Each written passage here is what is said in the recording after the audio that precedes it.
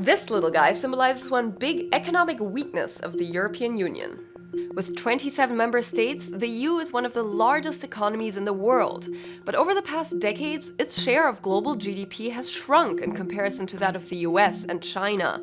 And this is one thing that's holding back the EU's economy. Well, not the meerkat, but the label. It lists the product materials in 22 languages in accordance with EU textile regulation and has a recycling logo printed on it specifically for France. This long label demonstrates that even though the EU is supposed to work like one coherent economy, it doesn't. The European Union is or can be the world's largest consumer market when all of its countries are joined up together.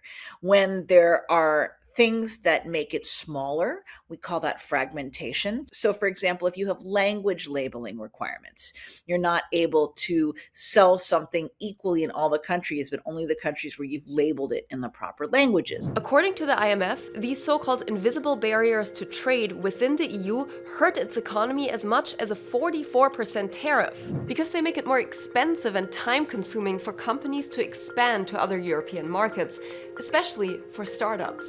We believed, well, we are in the EU, and whatever works in Spain might work as well in Germany or in France or in, other European countries. But this is not the case. Amaya Rodriguez co-founded Gravity Wave, a Spanish startup that collects plastic trash from the ocean and turns it into building panels. But different fire and safety regulations for products in different EU countries have made business hard.